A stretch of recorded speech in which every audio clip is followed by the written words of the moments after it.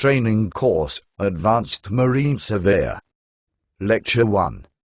Prepared by Maritime Bureau of Africa, mbaclass.ca.zed. Part 1. Introduction. Chapter 1.1. Introduction to Marine Survey. Subchapter 1.1.1. Interested parties.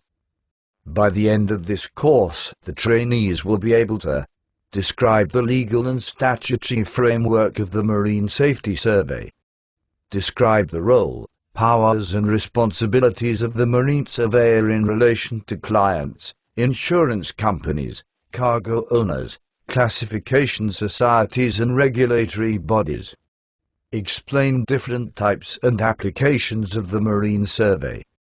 Apply the technical requirements of SOLAS and other IMO regulations. Describe the skills, tools and methods required to prepare for and perform various types of marine survey. Perform most types of marine surveys and audits without immediate supervision and to monitor the conduct and effectiveness of such surveys. To report as necessary on the results of such surveys and inspections to enable the administration to issue or renew required statutory certificates in respect of the ship concerned. Identify, specify and require repair or replacements in the above regards which may be necessary to permit issue or endorsement of the above certificates, supplement and attachments as appropriate. Subchapter 1.1.1. Interests in maritime safety of ships. Parties with interest in maritime safety. Banks and financing institutions. Ship owners. Cargo owners and underwriters of cargo. Underwriters of hull. P&I clubs. Passengers. Crew and stevedores. Ports and traffic controllers. Government of flag state. Governments of coastal and sea trade states. United Nations, IMO.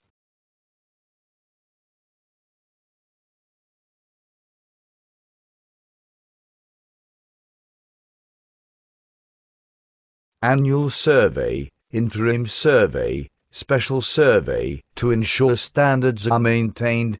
Perform inspections required by domestic statutes and international conventions by the International Maritime Organization, IMO.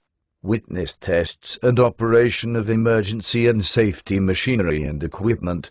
Measure ships for tonnage and survey them for load line assignment. Attend court as an expert witness and assist in coroner's inquiries. Investigate marine accidents. Determine fair market value, damage repair costs and replacement value. Scope of survey depends on the task on hand, qualification of a surveyor and scope set by instructing authorities. Definition of a marine surveyor. A marine surveyor is a person who conducts inspections, surveys or examinations of marine vessels, to assess, monitor and report on their condition and the products on them, as well as inspects damage caused to both vessels and cargo. Marine surveyors also inspect equipment intended for new or existing vessels to ensure compliance with various standards or specifications. Marine surveys typically include the structure, machinery and equipment, navigational, safety, radio, etc., and general condition of a vessel and/or cargo.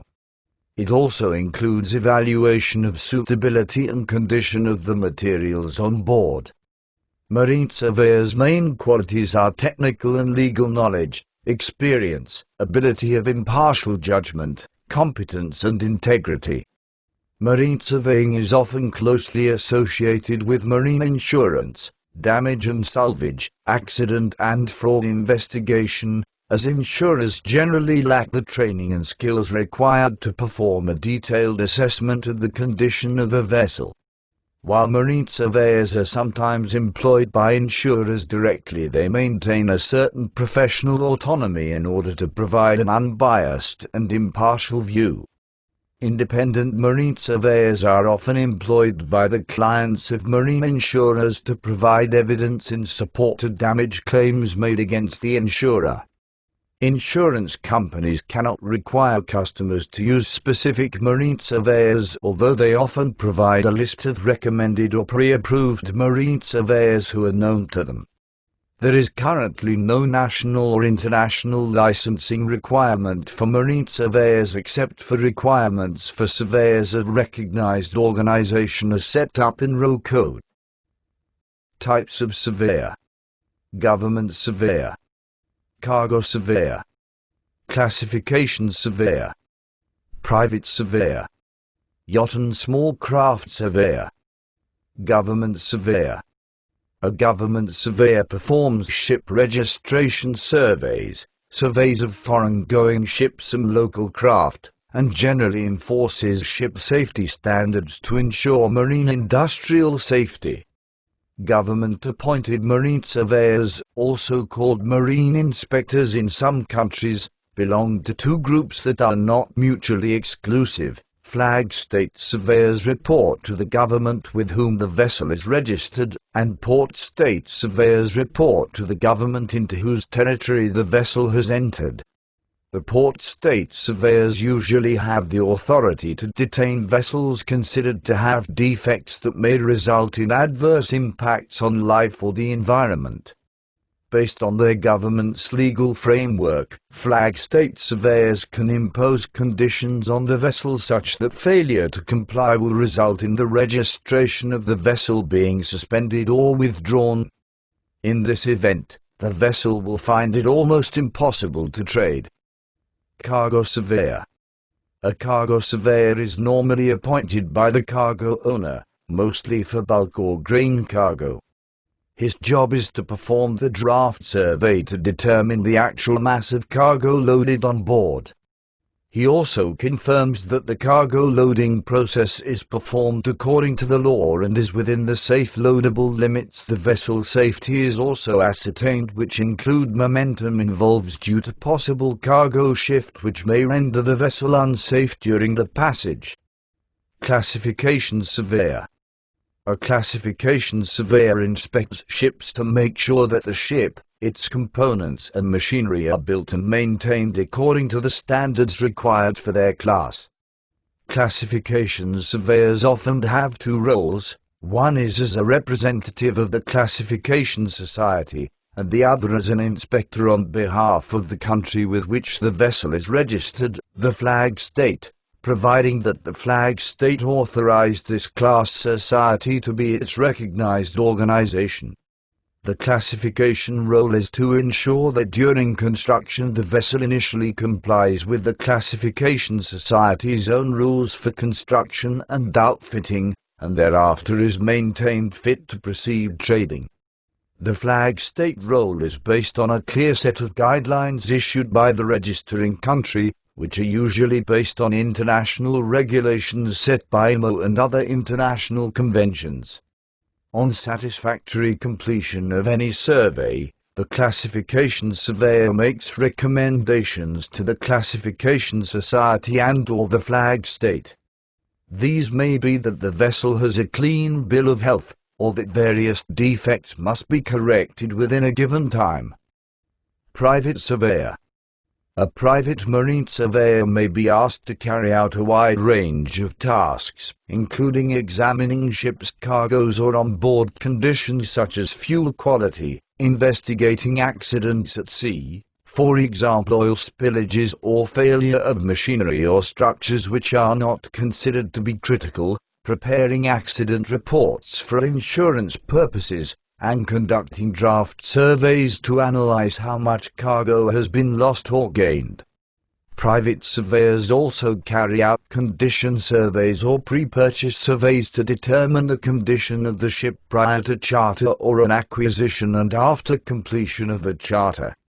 Many companies as P&I clubs, ship owners, brokers, etc. employ or contract the services of a private marine surveyor in order to determine the condition of the ship of interest. Yacht and small craft surveyor. Yacht and small craft, Y&SC, Surveyors specialize in inspecting smaller vessels that are most often used for pleasure boating, both power and sail. Y&SC surveyors may be employed directly by larger marine insurance companies, but most often they are independent practitioners. Since using boats for pleasure, or yachting, is a relatively recent phenomena, having only been widely practiced for the last century or so, Y&SC surveying has many unique aspects that are not shared with the more traditional forms of marine surveying described above. Subchapter 1.1.3 Marine Surveyor Training and Formal Qualification. Besides current Marine Surveyor course, there are very few institutions providing education and training in this field. One is the International Institute of Marine Surveying, IACS.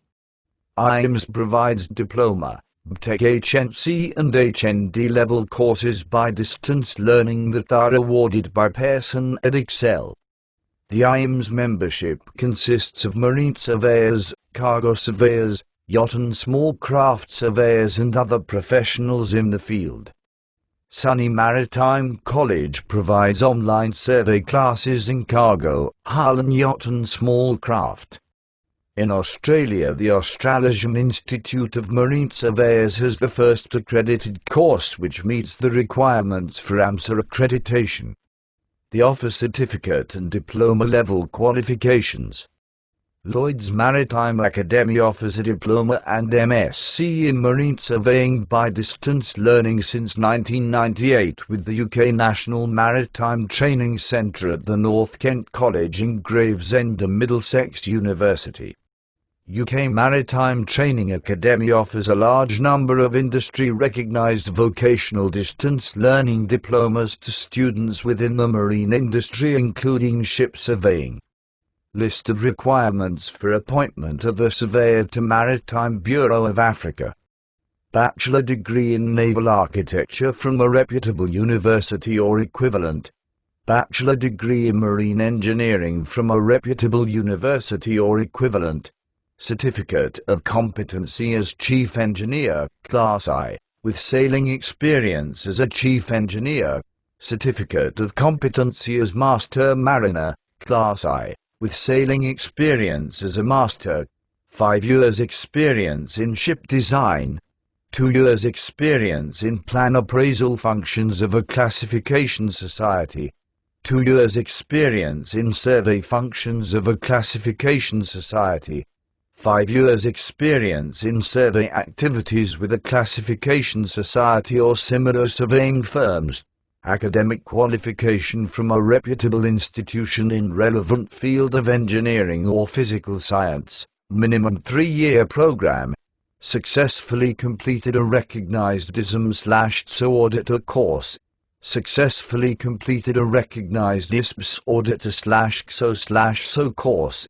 Undergone tutored training program organized by MBA as per IMO model courses. Undergone distance education program designed for new surveyors at MBA who meet MBA qualification requirements. Successfully completed a recognized Maritime Labour Convention, MLC, 2006 inspector training course. Chapter 1.2 IMO Role, Structure and Instruments.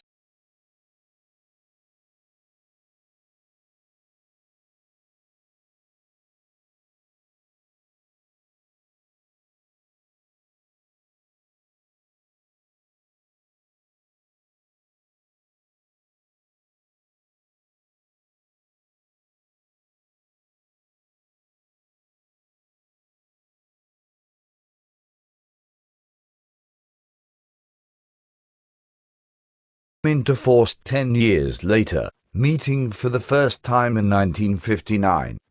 Headquartered in London, United Kingdom, the IMO has 171 member states and 3 associate members. The IMO's primary purpose is to develop and maintain a comprehensive regulatory framework for shipping, and its remit today includes safety, environmental concerns, legal matters, technical cooperation, maritime security and the efficiency of shipping.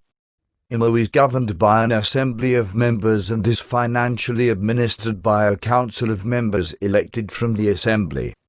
The work of IMO is conducted through 5 committees, and these are supported by technical subcommittees. Member organizations of the UN organizational family may observe the proceedings of the IMO. Observer status is granted to qualified non-governmental organizations. IMO is supported by a permanent secretariat of employees who are representative of the organization's members. The Secretariat is composed of a Secretary-General who is periodically elected by the Assembly, and various divisions such as those for marine safety, environmental protection, and a conference section. History. SOLAS. Intergovernmental Maritime Consultative Organization, IMCO, was formed to fulfill a desire to bring the regulation of the safety of shipping into an international framework, for which the creation of the United Nations provided an opportunity. Hitherto such international conventions had been initiated piecemeal, notably the Safety of Life at Sea Convention, SOLAS, first adopted in 1914 following the Titanic disaster. IMCO's first task was to update that convention. The resulting 1960 convention was subsequently recast and updated in 1974, and it is that convention that has been subsequently modified and updated to adapt to changes in safety requirements and technology. When IMCO began its operations in 1958, certain other pre-existing instruments were brought under its aegis, most notable the International Convention for the Prevention of Pollution of the Sea by Oil, OILPOL, 1954. Throughout its existence, IMCO, renamed the IMO in 1982, has continued to produce new and updated instruments across a wide range of maritime issues covering not only safety of life and marine pollution but also encompassing safe navigation, search and rescue, wreck removal, tonnage measurement, liability and compensation, ship recycling, the training and certification of seafarers, and piracy. More recently, SOLAS has been amended to bring an increased focus on maritime security through the International Ship and Port Facility Security (ISPS) Code. The IMO has also increased its focus on air emissions from ships. In January 1959, IMO began to maintain and promote the 1954 OILPOL Convention. Under the guidance of IMO, the convention was amended in 1962, 1969, and 1971. Torrey Canyon. As oil trade and industry developed, many people in the industry began to recognize a need for further improvements in regards to oil pollution prevention at sea. This became increasingly apparent in 1967, when the tanker Torrey Canyon spilled 120,000 tons of crude oil when it ran aground entering the English Channel. The Torrey Canyon grounding was the largest oil pollution incident recorded up to that time. Among other things, the accident forced the maritime industry and public to question the efficacy of standing regulations and preventative measures pertaining to oil pollution at sea. This incident prompted a series of new conventions. MARPOL 73/78. IMO held an emergency session of its council to deal with the need to redress regulations pertaining to maritime pollution. In 1969, the IMO Assembly decided to host an international gathering in 1973 dedicated to this issue. The goal at hand was to develop an international agreement for controlling general environmental contamination by ships when out at sea. During the next few years, IMO brought to the forefront a series of measures designed to prevent large ship accidents and to minimize their effects. It also detailed how to deal with the environmental threat caused by routine ship duties such as the cleaning of oil cargo tanks or the disposal of engine room wastes. Interestingly enough, in terms of tonnage, the aforementioned was a bigger problem than accidental pollution. The most significant thing to come out of this conference was the International Convention for the Prevention of Pollution from Ships, 1973. It covers not only accidental and operational oil pollution but also different types of pollution by chemicals, goods in packaged form, sewage, garbage and air pollution. The original MARPOL was signed on 17th of February 1973, but did not come into force due to lack of ratifications. The current convention is a combination of 1973 convention and the 1978 protocol. It entered into force on the 2nd of October 1983. As of May 2013, 152 states, representing 99.2% of the world's shipping tonnage, are involved in the convention.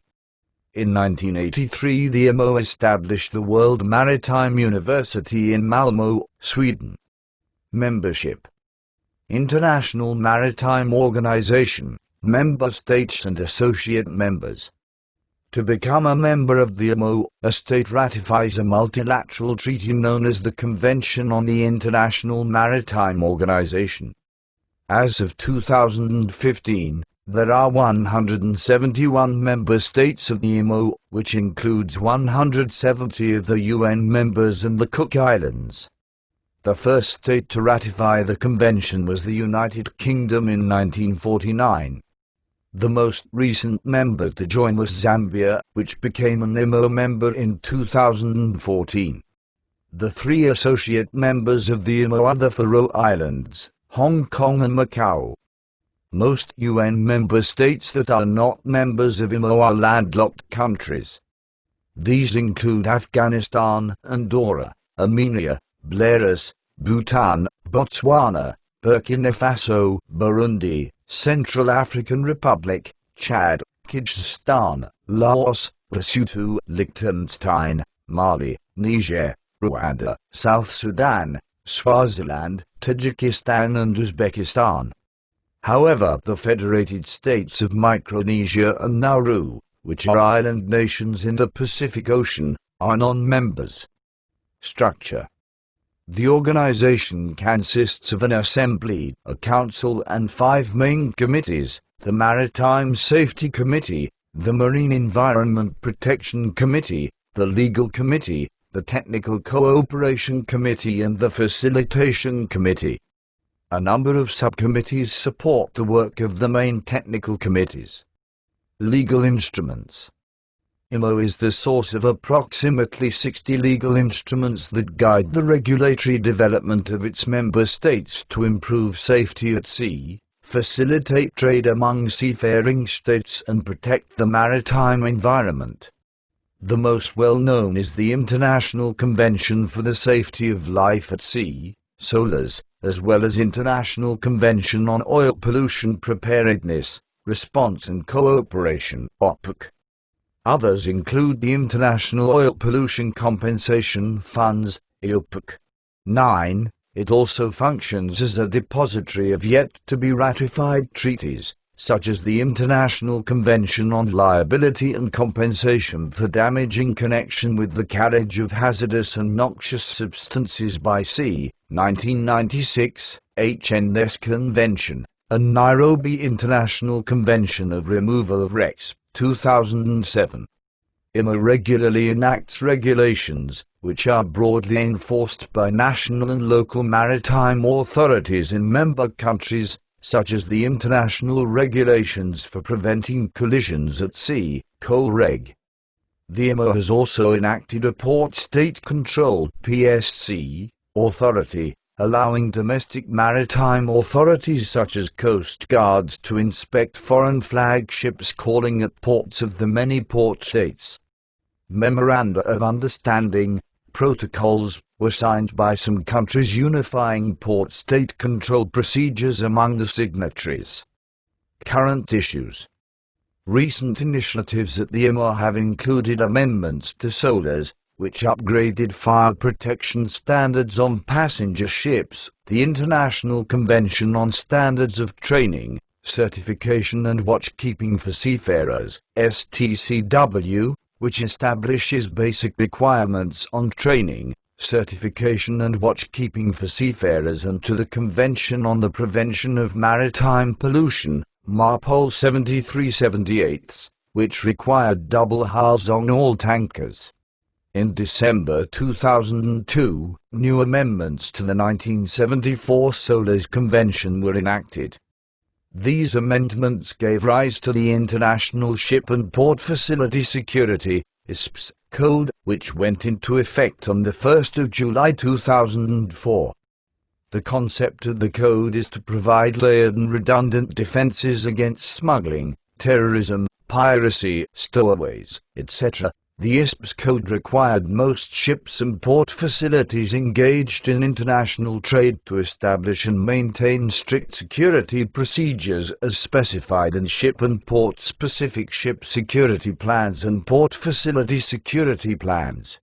The IMO is also responsible for publishing the International Code of Signals for use between merchant and naval vessels. The first intersessional meeting of IMO's Working Group on Greenhouse Gas Emissions from Ships took place in Oslo, Norway, 27th of June 2008, tasked with developing the technical basis for the reduction mechanisms that may form part of a future IMO regime to control greenhouse gas emissions from international shipping, and a draft of the actual reduction mechanisms themselves, for further consideration by IMO's Marine Environment Protection Committee, MEPC. IMO has harmonized information available to seafarers and shoreside traffic services called a navigation. An e-navigation strategy was ratified in 2005, and an implementation plan was developed through 3 IMO subcommittees. The plan was completed by 2014 and implemented in November of that year. IMO has also served as a key partner and enabler of U.S. international and interagency efforts to establish maritime domain awareness. Governance of IMO. The governing body of the International Maritime Organization is the Assembly, which meets every 2 years. In between Assembly sessions, a council, consisting of 40 member states elected by the Assembly, acts as the governing body. The technical work of the International Maritime Organization is carried out by a series of committees. The Secretariat consists of some 300 international civil servants headed by a Secretary-General. Secretary-General. The current Secretary-General is Ki-tak Lim, South Korea, elected for a 4-year term at the 106th session of the IMO Council in June 2015 and at the 27th session of the IMO's Assembly in November 2015.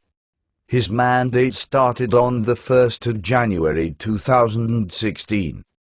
Technical committees. The technical work of the International Maritime Organization is carried out by a series of committees. This includes the Maritime Safety Committee, MSC, the Marine Environment Protection Committee, MEPC, the Legal Committee, the Technical Cooperation Committee, for capacity building, the Facilitation Committee, to simplify the documentation and formalities required in international shipping. Flag state implementation of IMO Instrument C below 1.3.4. 1.3. Laws and conventions relating to marine surveying. 1.3.1. UNCLOS, jurisdiction of the states. Role and responsibilities of flag states under UNCLOS 3. Introduction. The freedom of the high seas is one of the fundamental principles of public international law. The 1958 Geneva Convention on the High Seas, Article 2, provides that, the high seas being open to all nations, no state may validly purport to subject any part of them to its sovereignty. Such freedom means the unrestricted access of vessels belonging to all nations, including landlocked states, to all parts of the sea that are not included in the territorial sea or internal waters of a state. However, in order that the principle of unrestricted access to the high seas should not lead to a situation of anarchy and abuse, international law lays down rules providing a framework for the exercise of that freedom, and one of such rules is the concept of flag states. UNCLOS 3. The 1982 United Nations Convention on the Laws of the Sea, UNCLOS, is an international agreement that resulted from the Third UN Conference on the Law of Sea, UNCLOS 3. This convention came into force as ratification of an earlier United Nations Convention, that is the Geneva Convention of 1958. The rights and responsibilities of the nations in their use of world's oceans and managing marine resources, the freedom of navigation, the concept of flag states and its responsibilities are amongst the important features of the convention. Under international law, for a ship to sail on the high sea, it must be registered to a state, conferred with nationality of that state, and fly the flag of not more than one state. A sovereign state that confers a ship with nationality and authorizes it to fly its flag is what is referred to as a flag state. Nationality also indicates which state is responsible in international law for a vessel on the high sea. The law of the flag doctrine provides that a merchant ship is part of the territory of the country whose flag she flies, and that actions aboard are subject to the laws of the flag state. The role and responsibility of flag state. Every state be required to effectively exercise its jurisdiction and control in administrative, technical and social matters over ships flying its flag. Flag states are required to maintain a register of ships flying its flag and to assume jurisdiction under its internal laws over each ship, its masters as well as crew, in administrative, technical and social matters concerning the ship. The flag states are imposed with the obligation to ensure safety with regard to the construction, equipment, seaworthiness of ships, qualified crew and communication maintenance. Flag state must ensure that its vessels are prohibited from sailing until they can proceed to sea in compliance with the requirements of international rules and standards with regard to design, construction and equipment of vessels, and ensure that each ship, before registration and thereafter at appropriate intervals, is surveyed by a qualified surveyor of ships, and has on board such charts, nautical publications and navigational equipment and instruments as are appropriate for the safe navigation of the ship. The flag states are required to conform to generally accepted international regulations, procedures and practices. Thus, a state might be bound to standards it did not specifically adopt. Examples of such rules, procedures and standards include SOLAS, MARPOL, MLC etc. that not every IMO member state ratified. The other state, which is not a flag state, and which has grounds to believe that the flag state has not exercised proper jurisdiction and control with respect to a particular ship, may report the facts to the flag state.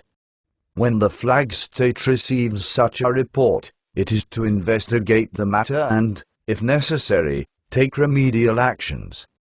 The flag state has an obligation to carry out investigation of every maritime accident involved a registered vessel on the high sea. This also applies to incidents that cause loss of life or serious injury to nationals of another state, or serious damage to ships or installations of another state or to the marine environment. The flag state and the other state concerned are to cooperate in the conduct of any such inquiry. The IMO, in its bid to encourage cooperation and recognition of mutual interests of states in marine casualty and marine incident investigation, in 2008 adopted a new Code of International Standards and Recommended Practices for Safety Investigation into a marine casualty or marine incident. The objective of the code is to facilitate objective marine safety investigations for the benefit of flag states, coastal states, the IMO and the shipping industry in general. Ship registration concept. In adherence to the provisions of UNCLOS 3, all shipping countries now adopt a system of registration because not only is it a precondition for nationality, it is also considered the essential objective test of a state's jurisdiction over a vessel. When a ship of any registration is within the territorial sea, 12 nautical miles from the baseline of any country, it can be governed by the law of that state subject to certain recognized limitations imposed by international law, such as the right of innocent passage without interruption. When the vessel is outside the territorial sea and is on the high sea, the laws of the flag state and the general public international law are the only laws that apply to it. Flag states not only register ships but to issue registered vessels with documentation to prove registration and nationality. Open registration flags of convenience. Flag of convenience is the term used to describe states that set their standards/requirements for registration to a minimum to attract vessels, especially commercial ship owners from any part of the world rather than just nationals of the state. Such attractive offers include but is not limited to easy access to registry. Transfer from registry is not restricted. Low taxes. Manning of ships by non-nationals of the flag state is permitted. Little or no government/international regulations are imposed, nor does the state in question even wish to control the companies themselves. Article 91 of UNCLOS gives every sovereign state the right to decide whom to accord the right to fly its flag and to prescribe the rules governing such grants. Today, more than half of the world's tonnage sail under flag of convenience. The catastrophic consequences caused by major oil spills by flag of convenience vessels and the outcry of the general public resulted in an expansion of coastal state jurisdiction, development of unilateral port state enforcement, and the adoption of international instruments by the IMO and ILO incorporating the concept of port state monitoring and inspection of vessels. Also, IMO is tightening control over flag states, imposing added responsibility and accountability for safe performance of the registered vessels.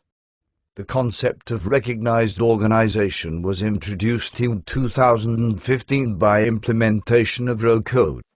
RO is a competent organization that exercises control of the safety of the vessels registered in a flag state on behalf and with explicit authorization of this state. Marine surveyors form an integral part of any recognized organization or class society.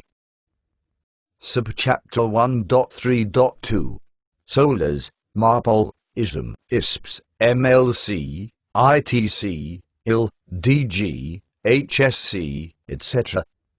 List of IMO conventions. Key IMO conventions.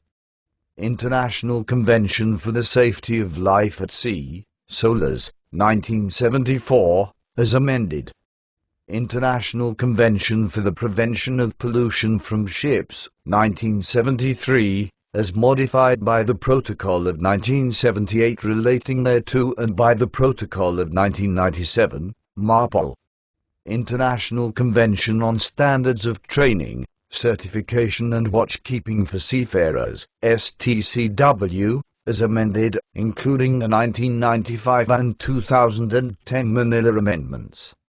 Other conventions relating to maritime safety and security and ship/port interface. Convention on the International Regulations for Preventing Collisions at Sea, COLREG, 1972. Convention on Facilitation of International Maritime Traffic, FAL, 1965. International Convention on Load Lines, LL, 1966. International Convention on Maritime Search and Rescue, SIR, 1979.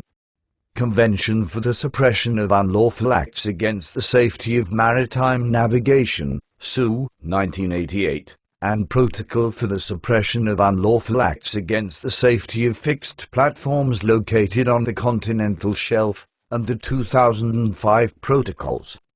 International Convention for Safe Containers, CSC, 1972. Convention on the International Maritime Satellite Organization, IMSOC, 1976. The Torremolinos International Convention for the Safety of Fishing Vessels, SFV, 1977, superseded by the 1993 Torremolinos Protocol. Cape Town Agreement of 2012 on the implementation of the provisions of the 1993 Protocol relating to the Torremolinos International Convention for the Safety of Fishing Vessels. International Convention on Standards of Training, Certification and Watchkeeping for Fishing Vessel Personnel, STCWF, 1995. Special Trade Passenger Ships Agreement, STP, 1971 and Protocol on Space Requirements for Special Trade Passenger Ships, 1973. Other conventions relating to prevention of marine pollution. International Convention relating to intervention on the high seas in cases of oil pollution casualties, Intervention, 1969.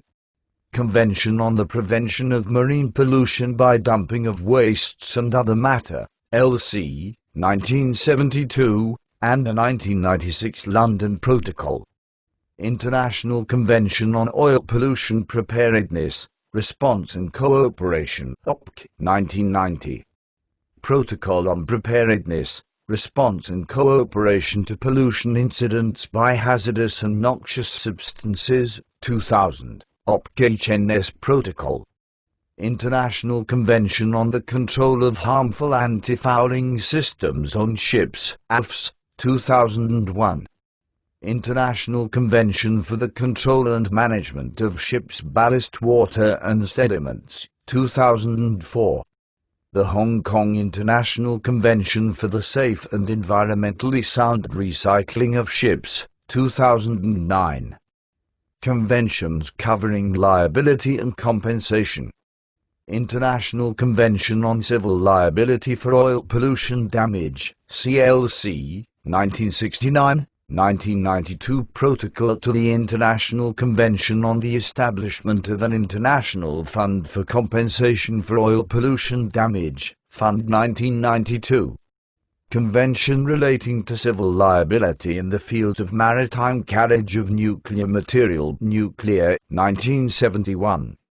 Athens Convention relating to the carriage of passengers and their luggage by sea, PAL, 1974. Convention on Limitation of Liability for Maritime Claims, LLMC, 1976. International Convention on Liability and Compensation for Damage in Connection with the Carriage of Hazardous and Noxious Substances by Sea, HNS, 1996. And its 2010 Protocol. International Convention on Civil Liability for Bunker Oil Pollution Damage, 2001. Nairobi International Convention on the Removal of Wrecks, 2007.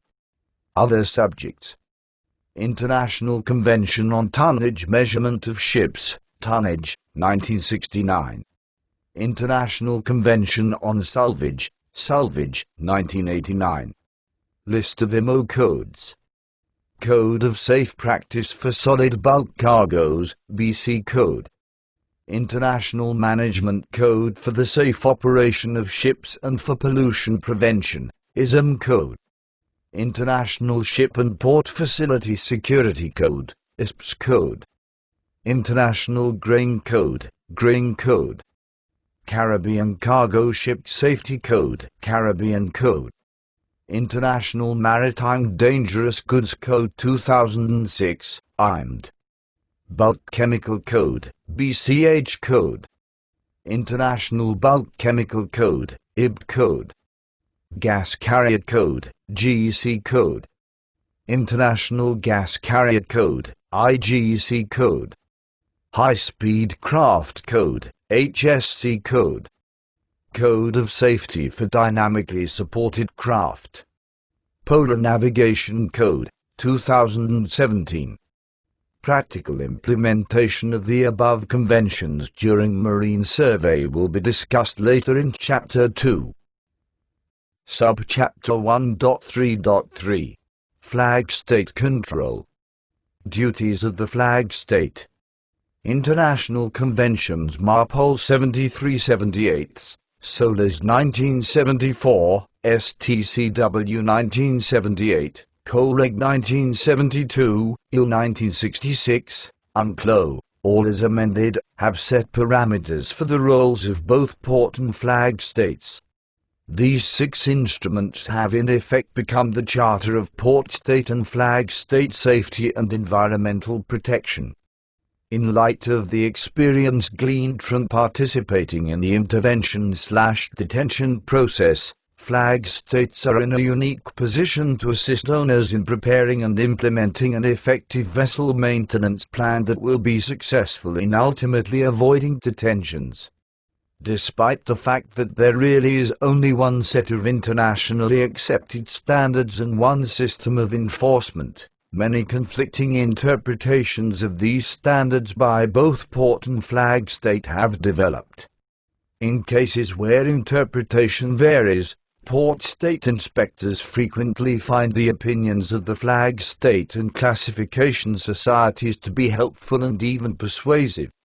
The participation of the class societies/RO is essential to the successful operation of the system of port-state control, as the documents issued by the societies either certify compliance with, or note departure from applicable regulations. Consequently, RO should always be invited to participate in situations where port authorities are about to detain a vessel or have already done so. The problems caused by regional safety and environmental requirements and specific interpretation of the international standards can frequently be resolved by the participation of the flag states. A responsive flag state should supply port inspectors with guidelines of its interpretation of the international requirements, such as those found in MARPOL and SOLAS. If reasonably constructed, such guidelines may persuade the port state from imposing its own. The flag state's role should be proactive rather than reactive, with its focus directed towards decreasing the number of vessels that are detained. Flag state implementation of IMO instruments. IMO was established to adopt legislation and governments are responsible for implementing them. When a government accepts an IMO convention, it agrees to make it part of its own national law and to enforce it just like any other law. The problem is that some countries lack the expertise, experience and resources necessary to do this properly.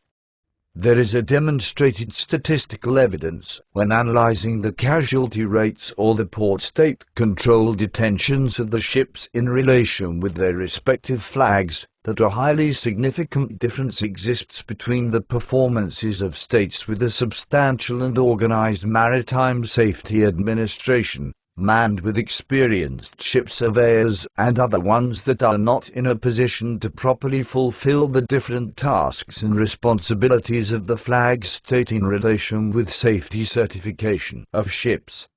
IMO is concerned about this problem and in 1992 set up a special subcommittee on flag state implementation, FSI, to improve the performance of governments.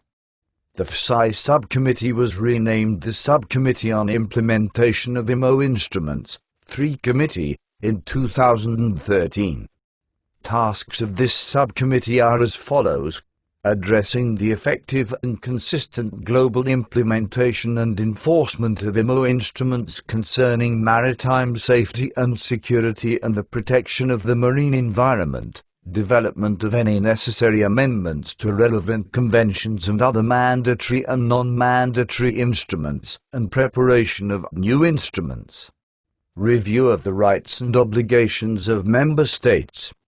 Assessment of the current level of implementation of IMO instruments by member states.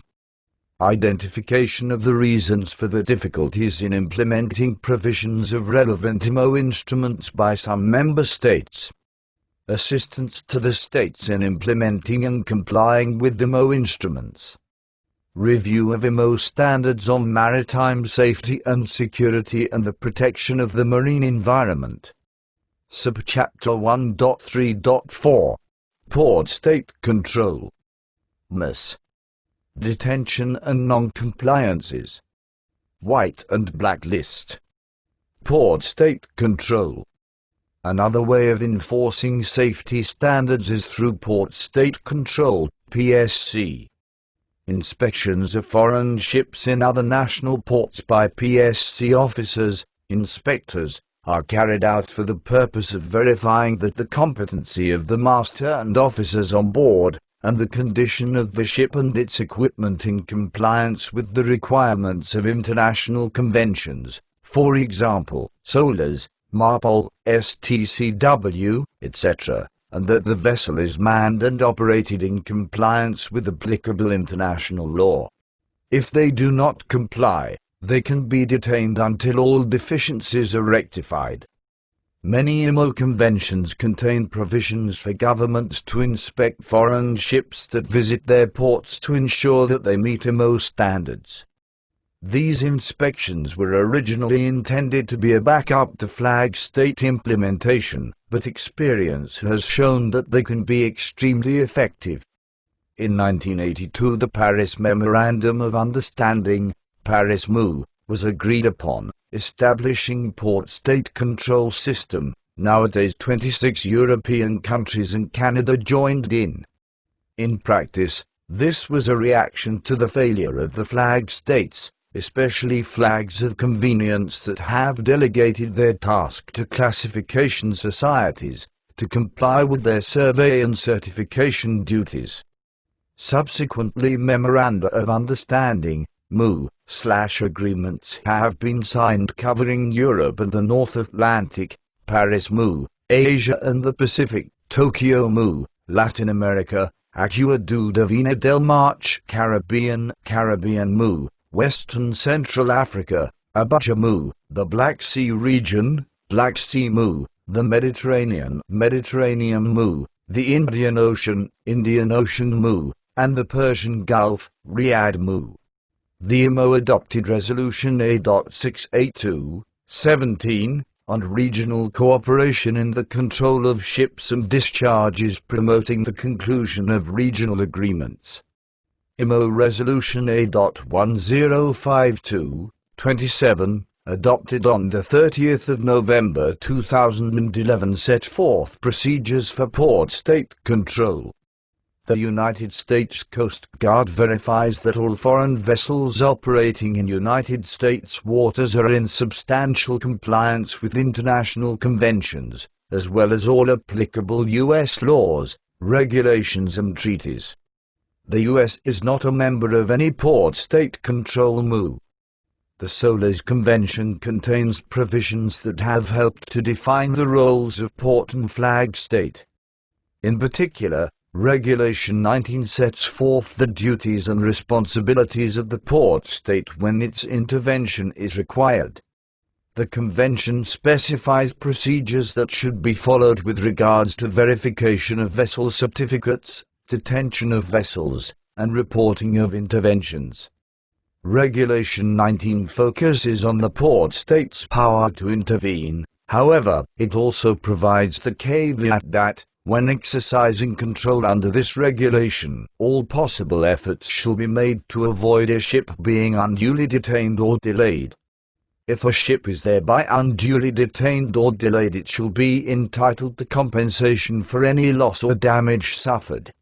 Article 6 of MARPOL 76/78 contains a balanced description of how the systems of port and flag state should work together.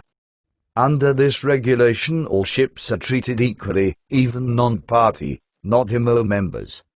Inspection of a ship under port state control. Under port state control, PSC, inspection of ships in port would be undertaken by Port State Control Officer, SCO. In its actions, SCO is guided, among other regulations, by Uniform Code of Conduct, adopted by various MOU administrations. Paris Memorandum of Understanding, MOU, laid down few general rules for the inspection of foreign vessels. They are as follows. Inspection would be carried out on ships coming to a port for the first time or after an absence of 12 months or more. Inspection would be carried out of ships which have been permitted to leave the port of a state with deficiencies to be rectified. Inspection would be carried out of ships which have been reported as being deficient by pilots or port authorities. Ships whose certificates are not in order would be inspected. Ships which has been involved in any kind of accident such as grounding, collision or stranding on the way to a port will be inspected. Inspection of ships which are carrying dangerous or polluting goods and have failed to report relevant information would be inspected. Ships which have been suspended from the class in the preceding 6 months would be inspected. Ships which have been subject of a report or notification by another authority would be inspected. Inspection of ships which are accused of an alleged violation of the provision of IMO to pose a threat to the ship's crew, property, or environment would be inspected. A ship is allowed to leave a port only on condition that the deficiencies found will be rectified before the departure or at the next port or within 14 days. Courses of action a SCO may impose on our ship with deficiencies, in order of ascending gravity. 1. Deficiencies can be rectified within 14 days for minor infractions. 2. Under specific conditions, deficiencies can be rectified when the ship arrives at the next port. 3. Deficiencies must be rectified before the ship can depart the port. 4. Detention of the ship. Detention of ship under port state control. Detention of the ship is the last course of action that a SCO would take upon finding deficiencies aboard the vessel. A ship is detained mainly when she is found to be dangerously deficient in regard to the safety of the ship, its crew and to marine environment. She can also be detained when the condition and standard of the ship is in complete contravention with the regulations put forth by the IMO and other maritime authorities. Decision to detain the ship is taken by the SCO in exercising his statutory authority. Such decision must be informed by sound knowledge of the applicable safety regulations and MOU guidelines. It is obligation of the SCO to inform master of the vessel about this decision and reasons for it. Arguments to the contrary voiced by the master and owner of the ship as well as representative of the ship's flag state or O must be taken in consideration by SCO. Areas where major deficiencies are usually discovered. 1. Certification of crew, STCW. 2. Safety, SOLAS. 3. Maritime security, SOLAS, ISPS. 4. Marine pollution and environment, MARPOL. 5. Working and living condition, MLC. 6. Safety management system, SOLAS, ISM. 7. Physical construction failure. The PSC require a ship being detained to remedy the deficiencies which caused the detention. If the deficiencies cannot be remedied in the port of inspection, the port state would allow the ship to proceed to another port under special condition. The ship become free of detention only when all the fee induced by the inspection and detention is paid by the ship owner. White, grey and black lists. Each year a new white, grey and black list will be published in the Paris MOU annual report. The white, grey and black WGB list presents the full spectrum, from quality flags to flags with a poor performance that are considered high or very high risk.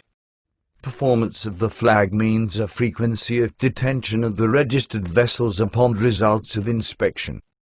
It is based on the total number of inspections and detentions over a 3-year rolling period for flags with at least 30 inspections in the period. According to the last report by Paris MOU administration, statistics of inspections and detentions is as follows. with 1,286 inspections and 151 detentions. The ships flying a blacklisted flag scored a detention rate of 11.74%. For ships flying a grey-listed flag, the detention rate is 6.27%, 814 inspections and 51 detentions, and for ships flying a white-listed flag, 2.43%, 16,175 inspections and 393 detentions. Repeated offenders are banned from entering MU-controlled ports. Chapter 1.4 Classification Societies and Recognized Organizations. Classification Society.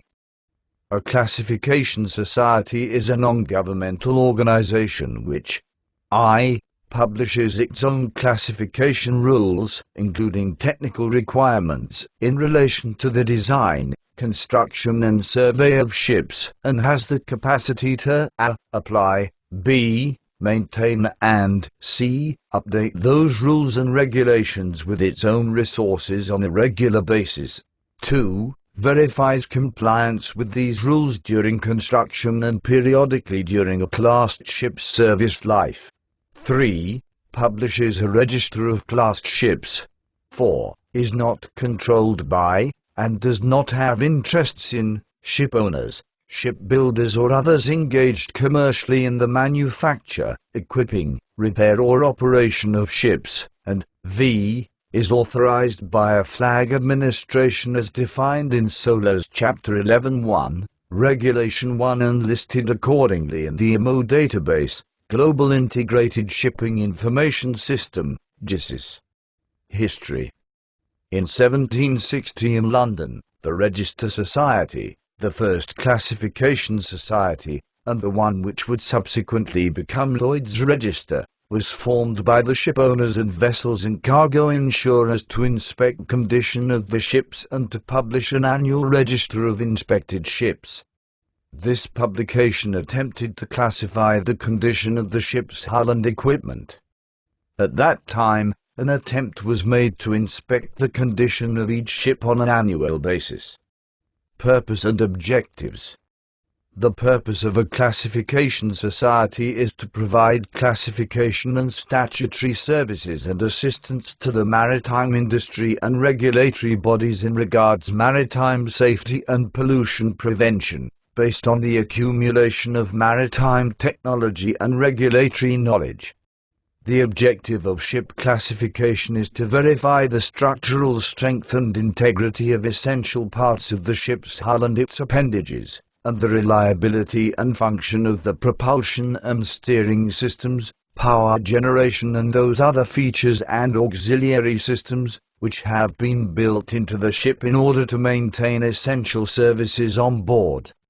Classification societies aim to achieve this objective through the development and application of their own rules and by verifying compliance with international and/or national statutory regulations on behalf of flag administrations and by confirming that designs and calculations pertaining to the ships meet these rules. Survey ships and structures during the process of construction and commissioning, and periodically survey vessels to ensure that they continue to meet the rules.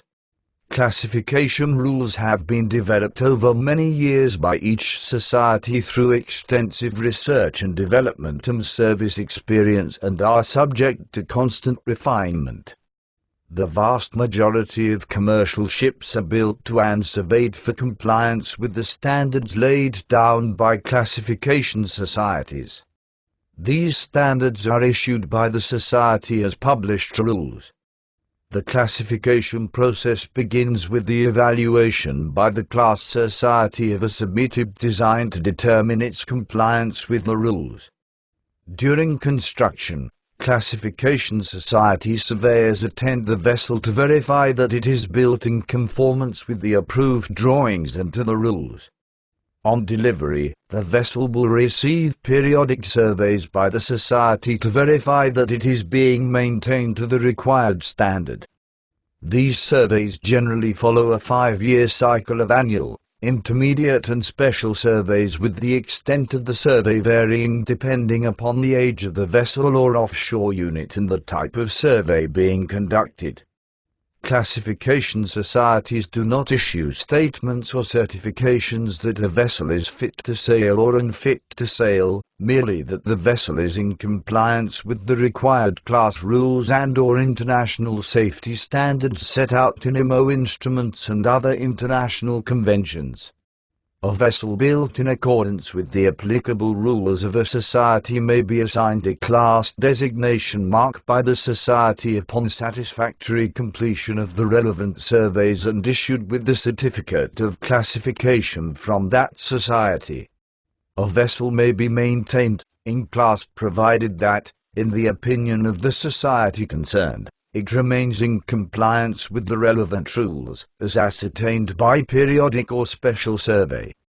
Should any defects that may affect class become apparent or a vessel sustain in-service damage, the vessel's owner must advise the Classification Society of record so that a damage survey can be arranged. If the surveyor decides that the damaged vessel no longer meets the rules, the owner must carry out repairs to bring the vessel back into compliance if it is to remain in class. However, a classification certificate should not be construed as a warranty of safety, fitness for purpose, or seaworthiness of the ship. It is an attestation only that the vessel was in compliance with the rules that have been developed and published by the society issuing it at the time of issue of such certificate.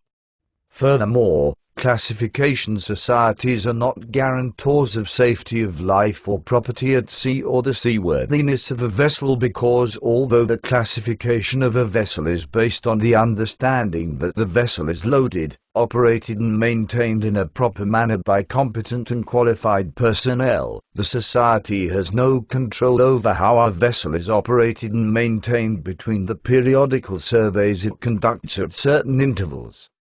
Classification is one element within the maritime safety regime. Other parties with a responsibility for or interest in promoting maritime safety include ship owners, shipbuilders, flag state administrations, port state control authorities, underwriters, shipping financiers, charterers, and, of course, seafarers. The role of classification and classification societies has been recognized in the International Convention for the Safety of Life at Sea, SOLAS, and in the 1988 Protocol to the International Convention on Load Lines. This statutory role as recognized organization is addressed later in this chapter. Classification, per se, is voluntary. However, for the vast majority of internationally trading merchant ships, that is, all those vessels required to comply with SOLAS, classification is, in practice, mandatory. This is because SOLAS Regulation 21/3-1 states that, in addition to the requirements of the other SOLAS regulations, ships shall be designed, constructed and maintained in compliance with the structural, mechanical and electrical requirements of a classification society. It is also to be noted that checking the certificates of class, if the ship is classed with a classification society, is included in the survey guidelines under the Harmonized System of Survey and Certification, HSSC, 2011, IMO Resolution A.1053, 27. SOLAS Regulation 21/3-1 does provide for an alternative to classification that is compliance with applicable national standards of an administration on the condition that they provide an equivalent level of safety. However, in practical terms, this alternative option is not widely exercised. Statutory requirements are developed at IMO, and where necessary, interpretations of them are adopted by society as the rules. Recognized organizations. SOLAS and other IMO international conventions, except notably the STCW Convention, permit the administration to delegate the statutory inspection and surveys of ships to verify compliance with international and national statutory regulations to a recognized organization, RO. They are responsible and accountable to the administrations who authorize them for the work they carry out on their behalf. ROs cannot interpret these regulations alone, nor, without permission, use professional judgment to accept equivalent solutions. This is in recognition of the fact that many flag state maritime administrations do not have adequate technical experience, manpower or global coverage to undertake all the necessary statutory inspections and surveys using their own staff. The degree to which a flag state may choose to delegate authority to a RO is for each flag state to decide, with the authority and responsibility granted being clearly identified in the relevant memoranda of understanding agreed between the RO and the administration. In most cases the RO is at the same time a class society and is empowered to require repairs or other corrective action to a ship and to withdraw or invalidate the relevant certificate if the necessary action is not taken. For example, SOLAS Chapter I, Reg 6. Statutory regulations are those that are imposed by international regulations, codes and conventions as well as the national regulations of the flag state, and which are compulsory for a vessel registered in the flag state. The scopes of these inspections and surveys and format of resulting certificates are laid down by the relevant national laws based on international conventions to which the flag state government is a signatory, together with additional instructions that may be issued by the flag administration. The RO is responsible and accountable to the flag administration for the work that it carries out on its behalf. The principles of the inspection and survey work are to a very large extent the same as in respect of classification surveys, that is, the verification by the RO that a ship is in compliance with applicable requirements at the time of the survey or inspection. IMO Resolution A.739/18 lays down mandatory minimum requirements for ROs. Fundamentally, it requires the organization to demonstrate its technical competence and to be governed by the principles of ethical and impartial behavior. The RO must be subject to certification of its quality management system, ISO 9001, 2015, by an independent body of auditors accepted by the flag state administration. A.739/18, together with Resolution A.789/19, which presents specifications on the survey and certification functions of ROs, provides the criteria and framework which a flag must be satisfied is met by their ROs. Subchapter 1.4.1 RO Code, Recognized Organizations Code, RO Code. Preamble. The Code for Recognized Organizations, RO Code, was adopted by the organization by Resolutions MSC.349/92 and MEPC.237/65, and in force on the 1st of January 2015. Purpose of the Code. 1. Provides flag states with a standard that will assist in achieving harmonized and consistent global implementation of requirements established by the instrument of the International Maritime Organization, IMO, for the assessment and authorization of recognized organizations, ROs. 2. Provides flag states with harmonized, transparent and independent mechanisms which can assist in the consistent oversight of ROs in an efficient and effective manner, and 3. Clarifies the responsibilities of organizations authorized as ROs for a flag state and overall scope of authorization. The Code serves as the international standard and consolidated instrument containing minimum criteria against which organizations are assessed towards recognition and authorization and the guidelines for the oversight by flag states. Scope. The Code applies to all organizations being considered for recognition or that are recognized by a flag state to perform, on its behalf, statutory certification and services under mandatory IMO instruments and national legislation, and all flag states that intend to recognize an organization to perform, on their behalf, statutory certification and services under mandatory IMO instruments. The Code establishes the mandatory requirements that an organization shall fulfill to be recognized by a flag state. Part 1. The mandatory requirements that INRO shall fulfill when performing statutory certification and services on behalf of its authorizing flag states. Part 2. The mandatory requirements that flag states shall adhere to in authorizing INRO. Part 2. And guidelines for flag state oversight of ROs. Part 3. The Code defines the functional, organizational and control requirements that apply to ROs conducting statutory certification and services performed under mandatory IMO instruments, such as, but not limited to, SOLAS, MARPOL and the Load Lines Conventions. All the requirements of the Code are generic and applicable to all ROs, regardless of their type and size and the statutory certification and services provided.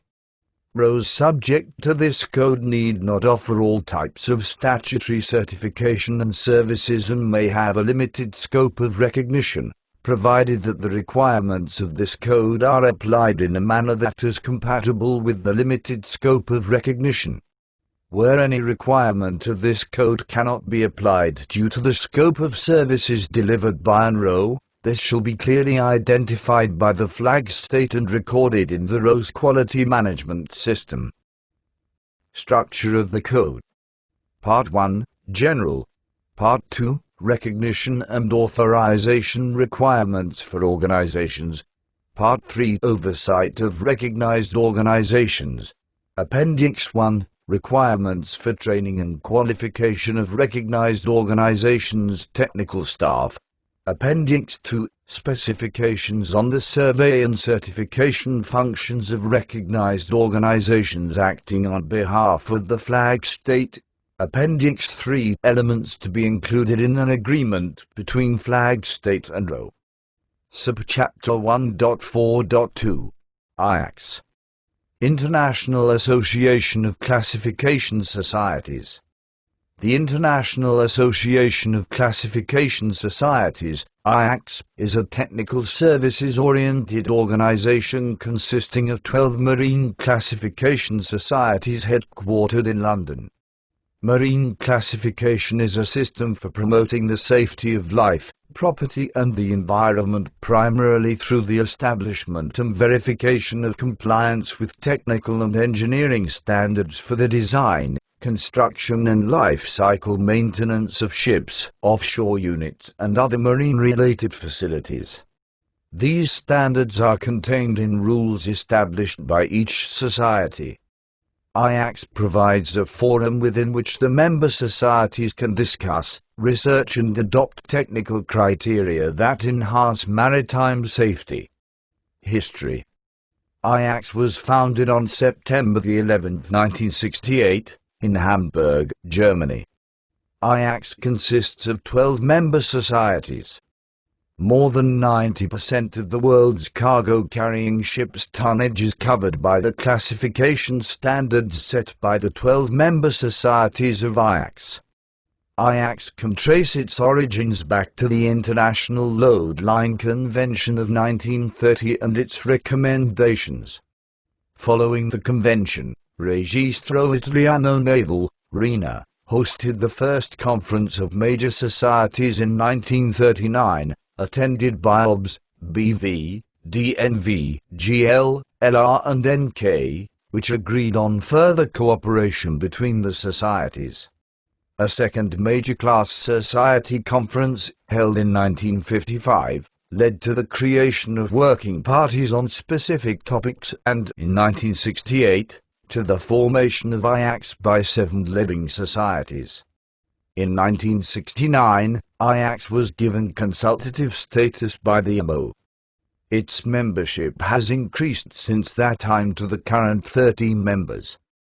DNV and GL have agreed to merge their respective businesses in 2013. The new entity will be called DNV-GL.